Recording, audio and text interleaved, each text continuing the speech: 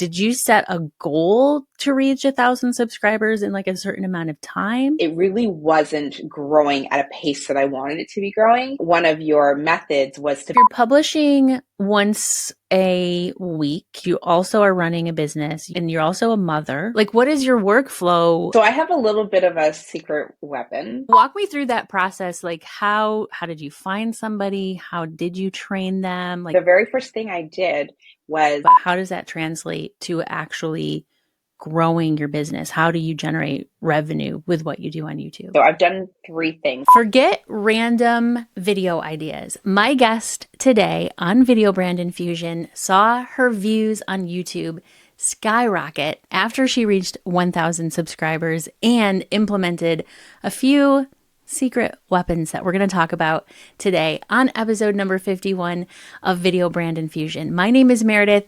I'm here to help you infuse the best video marketing strategies into your business so that you can become the go-to person in your niche and generate consistent revenue online. And I'm not going to make you wait any longer to hear from today's guest straight from the Video Brand Academy membership, Sophie Byfield. Hey, Sophie, how are you? Thank you for being here.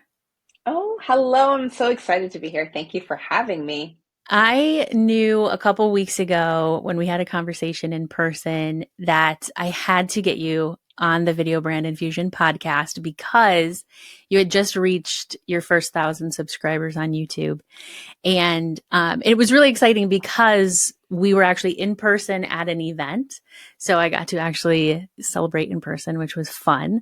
But I want to talk about how you got there. Like, what steps did you take? Because there's like a million different ways to grow your channel. So did you set a goal to reach 1,000 subscribers in like a certain amount of time? No, my goal, the main milestone for me was 1,000 subscribers, but my goal was really just being consistent on YouTube.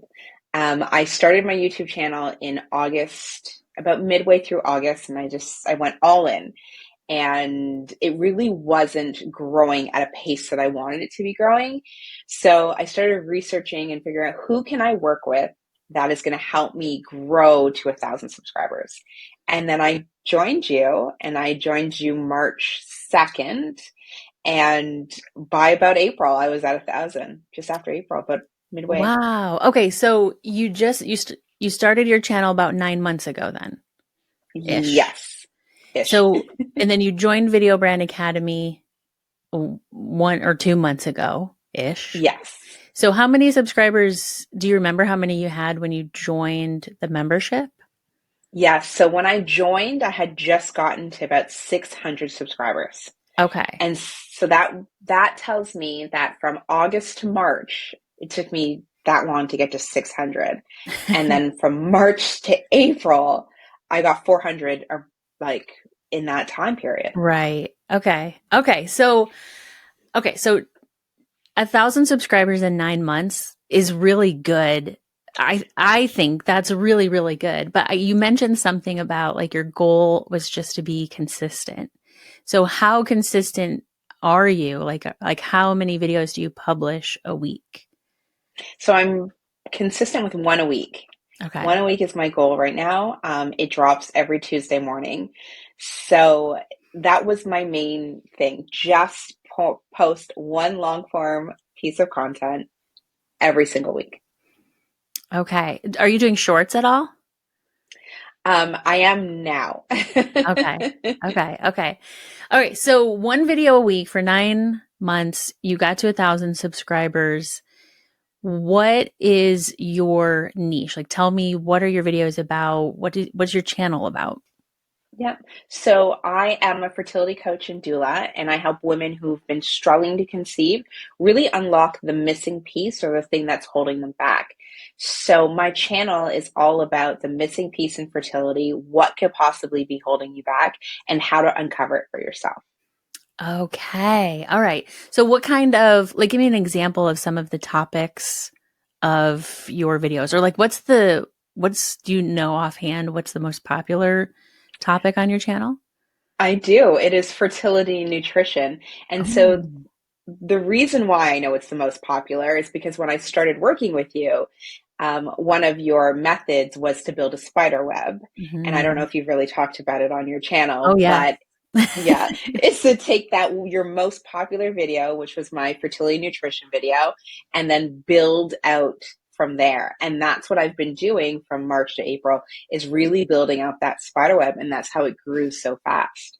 Okay, I love that that's your most popular topic because I love a niche within a niche. Hmm. And so, and that's what that is, infertility and nutrition. Yes, you probably have videos on infertility, and then, other people have channels all about nutrition, and that really blends the two. Two popular topics blended into, and that's not like your whole channel is not just about infertility and nutrition, right? But that topic itself is a niche within a niche. So I love that because it makes total sense. It makes the topic, I think, more sort of dynamic, especially if it's something that a lot of people aren't talking about on YouTube. It was very interesting because before I went into your course and really learned how to narrow it down, I was just making all kinds of different fertility videos of different questions and things that would come up within my TikTok community. But when you said, let's look at your best performing video for the last little bit, and I was like, oh, my new fertility nutrition video is growing this channel. That's where most of my subscribers are coming from, most of my views are coming from. And then I said, okay, what angle can I take from off this video? And every single video, I point to another fertility nutrition video. So they Mhm. keep watching longer and longer. And I was, even since I hit that 1,000 subscriber mark, my viewership has like skyrocketed, really, because I'm building that web. Yes. Okay. I love that. I love that. You're like a perfect student. You're like a star student. So if you're publishing once a week and it's a long form video, but you also are running a business, and you're also a mother, right? How many kids Yes, do you have? I have one. She's 15 months. Oh my gosh. Okay. So what is your workflow like for creating your videos? Because that's probably like the number one bottleneck that people have is like, yeah, yeah, yeah. I know I want to do YouTube, but I don't have time. I have to edit the Mhm. videos. I have to record the videos. I have to plan the videos. So how are you managing that workflow? So for me, the only way I knew it could be consistent was to be able to hand off the video editing. So Okay. I found a virtual assistant who we met, we matched styles. I gave her examples of videos I liked. And so every week I give her the next week's video. And so my job is to come up with the theme, script the story. Well, I usually use bullet points and then kind of freestyle and record it. And that is the only way that I would be able to be consistent, because doing it all for me, running my business, being a new mom, marriage, all kinds of personal and business commitments, there's no way I would have been able to consistently do it. Okay, I love this because you bring up a really good point, I think, of figuring out ahead of time what, like, this is what I need in order to be consistent. Because a lot Mm-hmm. of people would go, well, I'm not going to start doing it because I know I can't be consistent and I know I don't have time for it. Uh, but you said, okay, how could I be? Which Mm-hmm. is, I think, my favorite reframe, like mindset reframe, is go from I can't to how could I? And then you figured out, well, if I had this and I had that, then I could be consistent. So, what is it like working with an editor? Because I edit my own videos, but a Mm-hmm. lot of people always ask me about working with editors. And I do have a marketing assistant who I trained to edit my podcast in Descript, but I still a lot of times do it myself. So walk me through that process. Like how did you find somebody? How did you train them? Like what is it like working with an editor? Yeah. So I have a little bit of a secret weapon. I used to be a video editor in my previous life. Oh So my gosh. Okay. Yes, that is a little bit of a secret weapon. just a tiny bit. So for me, what I do is I do just a quick rough cut. So, I record it and I'm like, okay, let me take this part out or move this part around really quick. My goal is 30 minutes. You have 30 minutes to rough cut this. I then upload it to either my Dropbox or my Google Drive, and she grabs it and then she edits it. So how did I train her? The very first thing I did was I gave her an edited version and a rough cut. And I said, I want you to compare what I've changed and what I've done. The next step I did is I gave her just a rough cut and said, okay, show me how you would edit this. And then we started tweaking it and we slowly work on it. So she does one rough draft, I approve it. And then I'm like, okay, let's change this B-roll or let's put a little more space here. And then she gives me the final version. So it was a lot of going back and forth in the beginning, and it can feel like a lot of work in the beginning. But then it was kind of like, now she's trained, she understands, and I don't have to do as much work. Okay. Okay. Wow. Okay, this is blowing my mind now. So you record the video and then Yes. you're doing a little rough cut before you send it to her to do a real rough cut? Yes. So Okay. Okay. when I say little rough cut is like sometimes it takes multiple takes for one section. Yeah. I just cut out all the multiple takes and just put the best section in. Gotcha. Okay. Okay. Then she's adding B-roll, text on screen, all of that jazz, adding the intro, adding the extra. If I say I'm going to refer to this video, she puts that picture in, or if I'm referring to something else, she grabs it and puts it in. Okay. So I love this. I've never thought of this. Okay. You gave her an example of like, here's a rough cut example, and here's the final version of that same rough cut, and Yes, said, here you go. We went from this to this. yes, So she could basically kind of study that. And then you gave her another video rough cut yes, to have her just like make an attempt at getting to the final version. yes. Okay. I have always, I mean, I have hired video editors before, and a lot of times I'll give them a final version and be Mhm. like, this is what I expect. Here's my expectation. But I've never given them the rough cut of that final version so that they knew what to expect of what they were going to start with. Yes. Oh, wow. Okay. And so where did you find your video editor? Actually, I'm in a mentorship community, and someone was stopping their YouTube channel and just doing an audio podcast, and their VA was looking for hours. Oh, okay. So, yeah, but she is on like an online jobs PH. She's in the Philippines. Okay. I give her 6 days for a video. What I love about Mhm. this whole process is I have to be consistent because Yeah. I'm not editing. I am handing it off. Yeah. Okay. So you S- you give a pretty good leeway time for her to get it done. Does your editor, like, are you guys using the same editing program, or like what is the software you all use to edit your videos? so I'm using Final Cut. Okay. And she's using the Adobe version. I think it's Premiere. Premiere Pro? Yeah, so we're not using the same software, but I Okay. export a really good high quality copy of the first rough draft, Okay. and then she takes it. We use either Dropbox or Google Drive, so she'll take it, download it, do her edits, add the B-roll, and then upload a draft. And I'll just go through the draft once, and I'm like, oh, we need to, at this time code, make this change. Or, sometimes there's like a spelling mistake. So I really believe in double checking your drafts. Yeah. And then I send back my notes. She makes her changes and sends it back to me. And sometimes I'm like, just make the changes and give me the final version. I Hmm. download it and upload it to the YouTube. Okay. Wow. Okay. You're inspiring me to start outsourcing my video editing.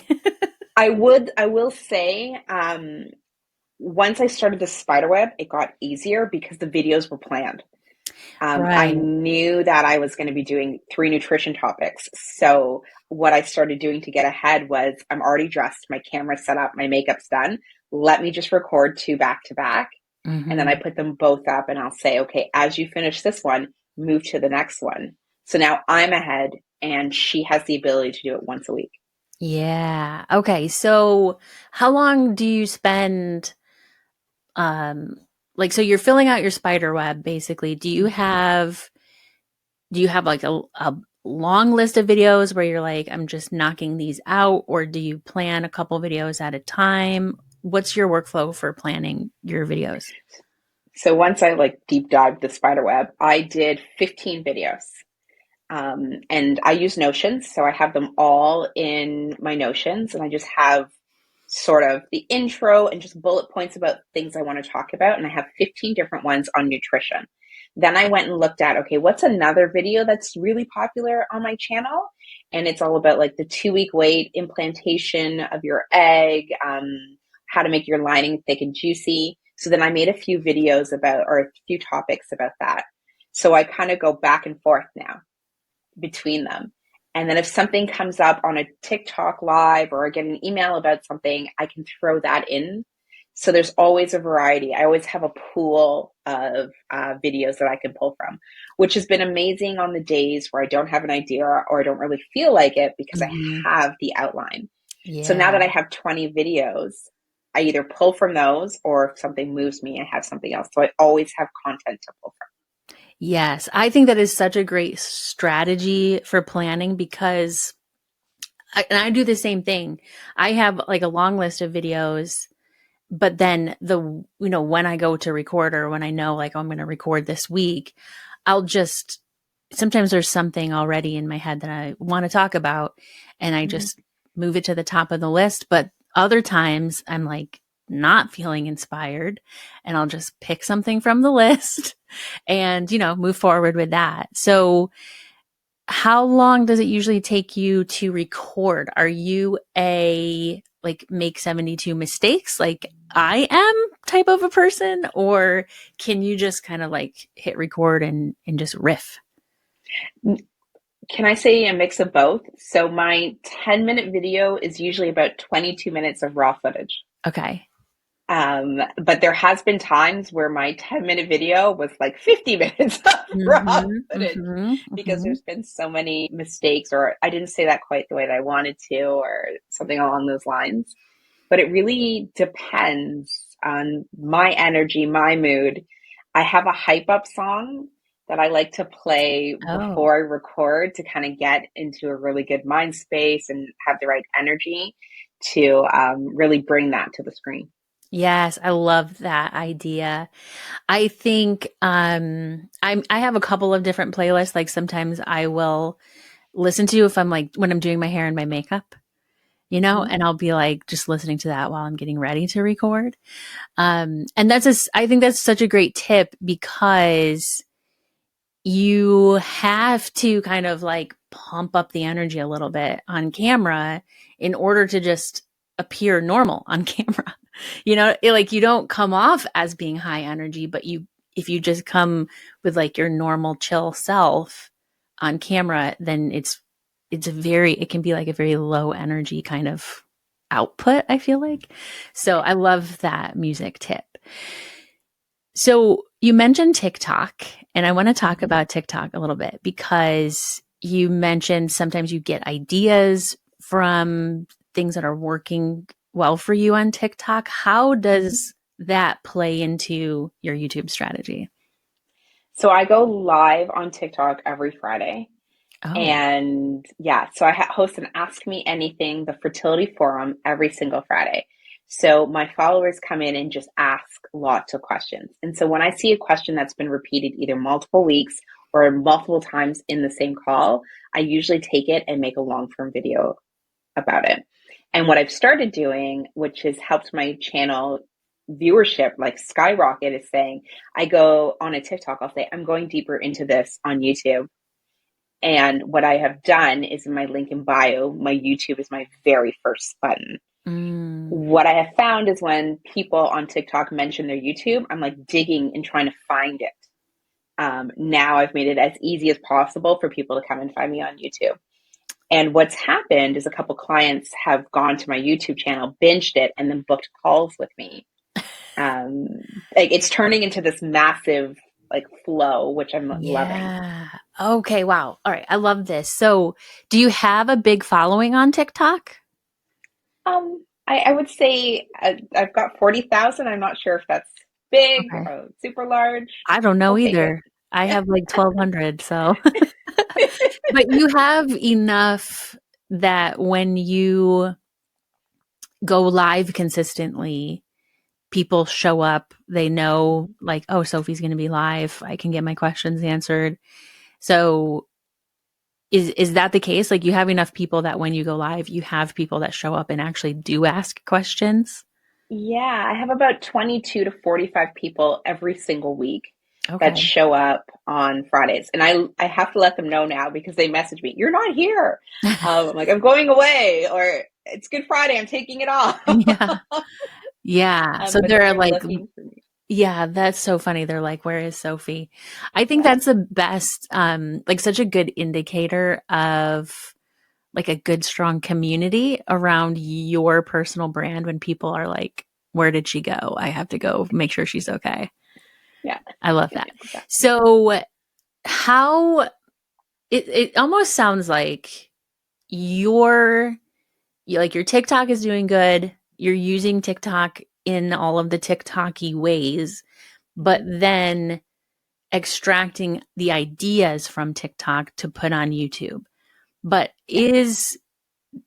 does your audience on TikTok play into like are they coming over to YouTube and subscribing to you there? Like is that how you grew your channel or do you feel like they came from YouTube and just like from the algorithm doing its thing on YouTube? So I think if they're coming from YouTube and doing their algorithm thing on YouTube, but I do know, I would say majority of them come that way. Then I send a newsletter out every Tuesday to my list and say, "Hey, this video is dropping on this topic." And then the TikTok I drive as well over to the YouTube. But majority is the YouTube algorithm doing the YouTube algorithm thing. Yeah, I love this because I think a lot of people so like I spend a lot of time on threads because I'm trying not to spend time on TikTok. But what I notice is people be like, "Oh, I started a YouTube channel. I'm going to post about it on threads. I'm going to get people to subscribe to my channel from a completely different platform." And I always think, why are you doing that? Just go make YouTube videos.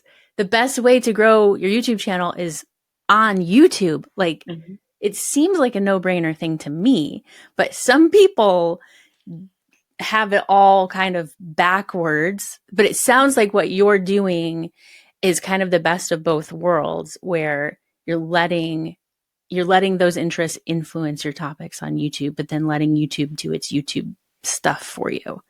Yeah. So I think that's perfect. So what made you decide is so if TikTok was doing well for you, what made you decide I should start doing long form content on YouTube? So, first and foremost, I love video. I think video is one of the best methods to connect with your audience. And so TikTok was a natural place for me just to be on video. And YouTube to me was the best place to do long form content in that same manner. And people would ask me questions and I couldn't answer it in a TikTok live. I needed somewhere to be able to expand on that topic. And YouTube for me was where I could do that. Fertility is more of a how to, and we're searching for things. And so, where do we go to search for an answer or how to do something? We usually go to YouTube. So, that's how I ended up on YouTube. Okay, yeah, that makes a lot of sense. I like that.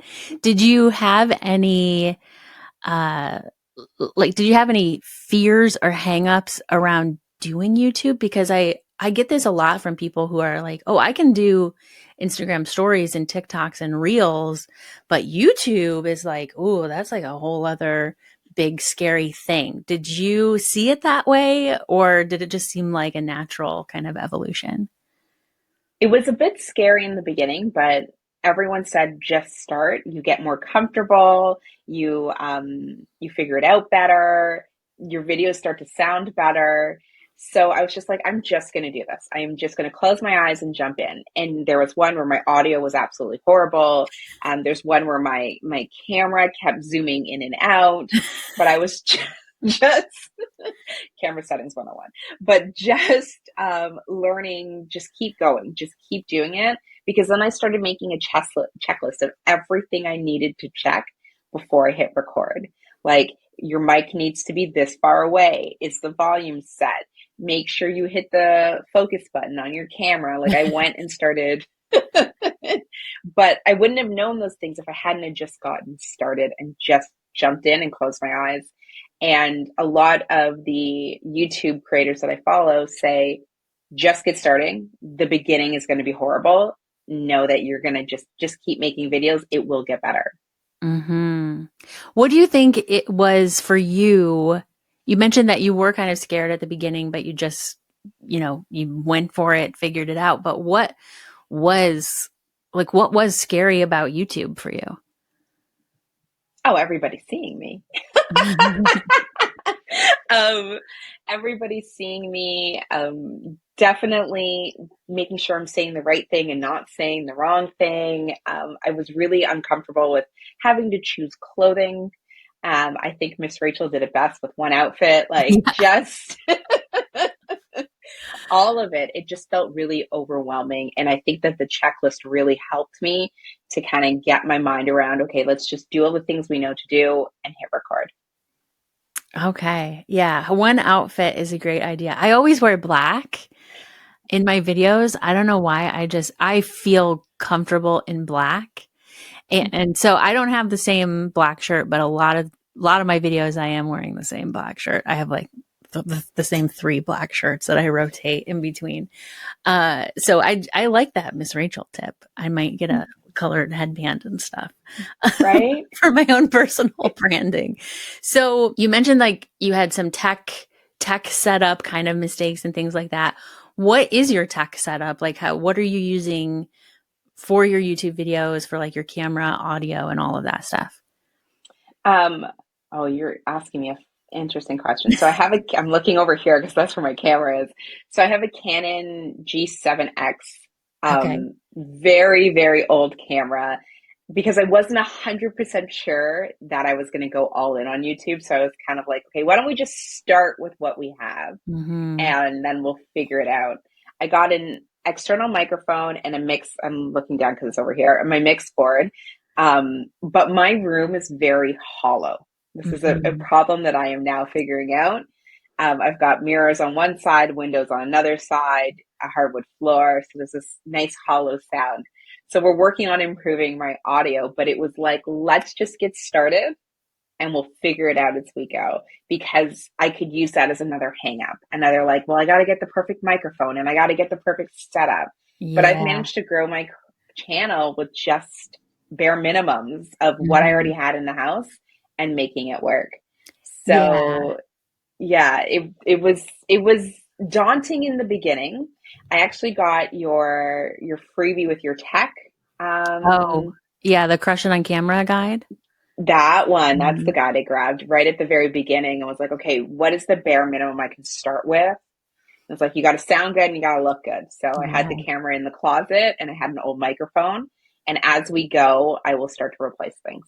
Nice. Yeah. I am a big fan of using what you have, but also like, I don't think people realize that, even with like a low quality webcam or something, or even a low quality microphone, like, yes, audio is very important, but um, you can make that stuff look good and sound good with a well treated room and like putting the microphone close to your actual mouth. You could invest in high end gear and still not look good or sound good because your microphone is 3 feet away from you and your lighting is bad or whatever. So yeah, use what you have and make it look good and sound good with what you have. I think that's a great way to approach it. How does YouTube work with your business? Like how do you're growing your audience, you're making your videos, but how does that translate to actually growing your business? How do you generate revenue with what you do on YouTube? It's actually awesome that you asked this question. So I've done three things. I've got freebies, and sometimes in the video, I'll refer to a freebie and say, download it, download the link below. I have an automated webinar. So like come and check out the webinar where I'm talking about this and you can learn a bit more. And then throughout every video, I talk about my community, which is my Heal to Conceive tribe. So we learn more about this in the tribe. We dig into more about this in the tribe, but I don't necessarily pitch the tribe every single video. So it's Mm. more about mentioning what I'm doing and how, what the particular topic we're talking about, let's say fertility nutrition, we discuss it inside the tribe. So from there, there's links in the description of how to get in contact with me. Another key thing is I've been able to um, refer when people email me and ask me questions. I'm like, oh, I went in depth in a YouTube video in this. Check it out. Let me know if I answer all your questions. And then if I don't, come back and we can go deeper. So it's also been a really good stepping stone for people that want to work with me to actually see if they're willing to do the work Mm. and kind of learn more before we dive in together. That is that is a golden tip right there. How great is it to have that like library to send people to? So like not only is the that library attracting people to you, but in all of the other ways people find you, you're using it as a great resource. So that's a great tip there. So you mentioned you have a tribe. Is that like a free community or is that a membership? Yeah, it's a paid community. So it's all about discovering their missing piece. Everyone's cycle is different. So narrowing down what your cycle is telling you, and then we unlock your missing piece and work together to get you pregnant. Okay, so that's a paid membership, and then Mm-hmm.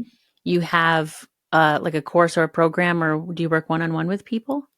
Yeah, I work one on one with people and the membership. So it's just the two tiers. Those two tiers. Okay, cool. So you have freebies, lead magnets, and things like that on the YouTube channel, getting people on your list, and then you have an automated webinar to get people into the membership. Yes. Okay, and so how do you approach getting your viewers to go, opt into your free webinar? Are you pitching that on every video? I mostly focus people to go to my quiz. And in the quiz, it determines their cycle because everything stems from your cycle. And if they want to learn more, they go to the automated webinar. From what I've been learning, people have a real trust issue right now. Mm. So they want to see you at least 7 times. They want to have contact with you in different ways at least seven times. So whether that's my YouTube channel, my TikTok, everything is sort of driving them to the quiz, which is a nice freebie. And it just tells them to learn more by coming to the automated webinar. And I don't usually pitch until the automated webinar. Okay, yeah. So you have all these like sort of trust points set up. Yeah. I love that. So what are your next steps with YouTube and with your business? Do you have like another milestone goal? Are you focused on subscribers? So since April, my channel viewership has sort of exploded. So when I saw you, I think I was at like 2,000 views. So Mhm. I was right around 2,000. And so that's what, 4 weeks ago. I'm now up to almost 3,000 views in 4 weeks. So my next milestone is to hit the 4,000, which has really been like, okay, now I'm focused on that. After the 4,000, I really want to start going live. So I want to go live on TikTok on Fridays, and I'm trying to find another day of the week to go live on YouTube as another touch point of ask me anything to bring people into the community. Oh, okay. I love that because you know what? I follow somebody on TikTok who goes live on TikTok um consistently the same day, same time. And she's there for like 30 minutes or so. Mm-hmm. And then she does a live on YouTube where she's like deep diving on something more specific. So it's kind of like ask me anything.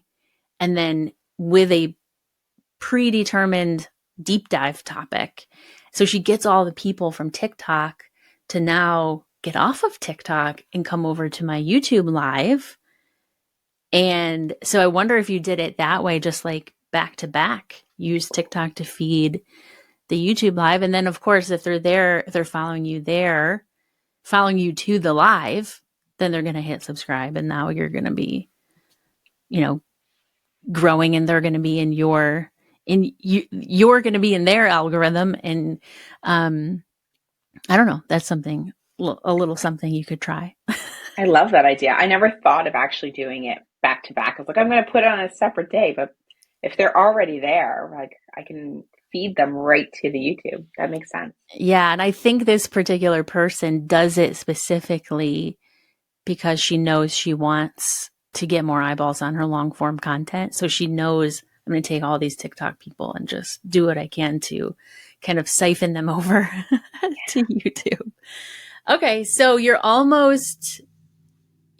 basically almost monetized then, because you have over 1,000 subscribers. You almost are there with the watch hours, but it sounds like you're already monetized because you have your own business and YouTube is driving leads and traffic and interest to your business.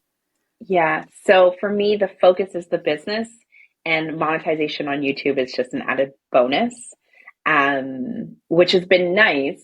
Yes, it's been a goal. Like now that I hit 1,000 subscribers, like, well, let's just hit 4,000 watch hours. Yeah. But realistically, it's really about how does YouTube service the business, not how does the business service YouTube. Yeah. Yeah. I love that. So do you have anything else you want to add that you think, like if you think about somebody who was in your place 9 months ago, like doing the YouTube thing, but not really growing as fast as I want, what sort of advice do you have for that person to kind of get their channel growing faster? My first piece of advice would be don't give up. Just keep being consistent, keep going.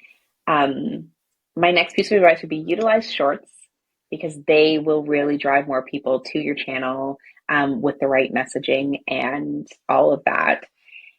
And my next piece of advice would be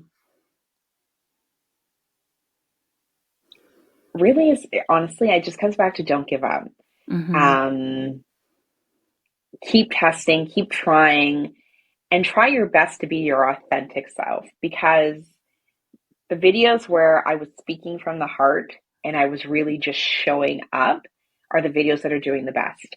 The videos where I tried to script everything and be like, say all the right things are the ones that have the lowest viewers and viewership. Interesting. Okay, that's a great tip right there. So where can people find you on YouTube and TikTok and all the places? All the places I am at Fertility Coach Sophie. Okay, same thing on everything? Same thing on Easy. everything. Easy, easy. All right, awesome. Thank you, Sophie. Thank you so much. Isn't she the best? Sophie had so many great tips to share, and even I am going to go back and listen to her tips around outsourcing my video editing. But if you want to get some of the same strategies that she's been using, like the spider web strategy, for example, you can find it inside of Video Brand Academy, along with a ton of other growth strategies beyond just doing basic keyword research. So I'll put a link to Video Brand Academy down in the show notes for this episode, and I hope to see you on our next meetup.